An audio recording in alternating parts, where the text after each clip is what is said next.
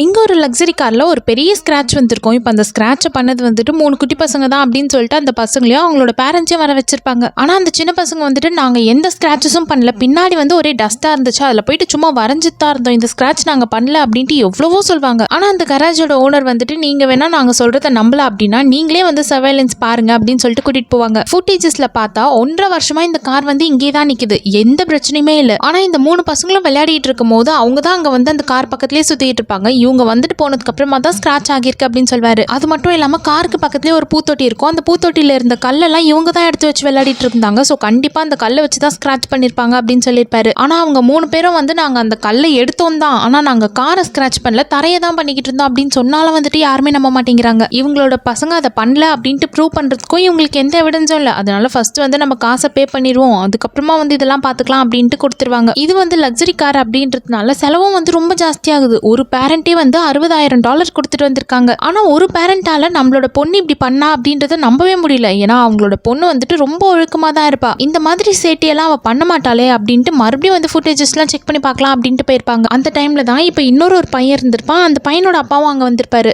என் பையனும் இந்த மாதிரிலாம் பண்ண மாட்டான் தான், அதனால எனக்கும் கொஞ்சம் டவுட்டாக தான் இருக்கு, மறுபடியும் அந்த ஃபுட்டேஜஸ்லாம் செக் பண்ணி பார்க்கலாம் தான் நானும் வந்திருக்கேன் அப்படின்னு சொல்வாரு. இப்போ இவங்க 2 பேரும் வந்து ரொம்ப நேரமா தேடி பார்த்ததுக்கு அப்புறமா தான் 4 மணி நேரம் ஃபுட்டேஜே வந்து மிஸ் ஆகுறது தெரிய வந்திருக்கும். ஏன் அந்த 4 மணி நேரம் ஃபுட்டேஜ் இல்லை அப்படின்னு கேட்குறப்போ பவர் அவுட்டேஜ் ஆகிருந்துச்சு, அதனால அதெல்லாம் ரெக்கார்ட் ஆகாம போயிருக்கோம் அப்படின்னு சொல்லியிருப்பாரு. அப்போ பவர் அவுட்டேஜ் ஆன அந்த டைம்ல கூட காரை யாராச்சும் வெளியே எடுத்துட்டு போயிருக்கலாம், அதனால கூட ஸ்கிராட்ச் ஆகிருக்கலாமே, எங்களோட பசங்க தான் பண்ணாங்கன்னு நீங்க எப்படி சொல்ல முடியும் அப்படின்ட்டு வந்து போயிட்டு அந்த காரோட ரெக்கார்டிங்ஸ் பார்ப்பாங்க. அதாவது அந்த கராஜ்ல வந்து ஒரு லக்ஸரி கார் நிறுத்தி வச்சிருந்திருப்பாங்க, அதுக்கு பின்னாடியே வந்து ஒரு நார்மல் காரை நிறுத்தி வச்சிருந்திருப்பாங்க. அந்த நார்மல் காரோட ரெக்கார்டிங்ஸ் எடுத்து பார்த்ததுக்கு அப்புறமா தெரிய வந்துடும், இப்போ அந்த லக்ஸரி கார் அந்த 4 மணி நேரம் வந்து பவர் அவுட்டேஜ் ஆகிருக்கும்ல, அந்த டைம்ல வெளியே போயிருக்குதான். அந்த ஸ்கிராட்சை பண்ணது இப்போ அந்த காரோட ஓனர் இருப்பார்ல, அந்த ஓனரோட பையன் தான். இது வந்து பயங்கர எக்ஸ்பென்சிவான கார் தான், இந்த மாதிரி நம்ம ஸ்கிராட்ச்லாம் பண்ணிட்டோம் அப்படின்ட்டு அப்பாவுக்கு தெரிஞ்சா அவ்வளோதான், நம்மளை கொன்னுடுவாரு அப்படின்ட்டு எதுவுமே தெரியாத மாதிரி காரை கொண்டு வந்து பார்க் பண்ணிடுவாரு. யார் மேலே பழைய போடலான்ட்டு பார்த்துக்கிட்டே இருந்து சின்ன பசங்களால் எதுவும் எதிர்த்து பேசவும் முடியாது, அவங்க பண்ணிட்டாங்கன்னு சொன்னால் எல்லாரும் நம்பிடுவாங்க அப்படின்ட்டு தேவையில்லாமல் அந்த பசங்க மேலே பழைய தூக்கி போட்டுருவாங்க. இப்போ அவங்க அப்பா அம்மா வந்துட்டு நீங்கள் நான் கட்டின காசுலாம் திருப்பி கொடுங்க அப்படின்ட்டுலாம் கேட்கல, நீங்கள் எங்களோட பசங்களுக்கு வந்து இமோஷனலாக வந்து நிறைய பிரச்சனை ஏற்படுத்தியிருக்கீங்க, அதனால வந்து சாரி கேளுங்க அப்படின்னு சொல்லிட்டு தான் வந்து கூட்டிகிட்டு போயிருப்பாங்க.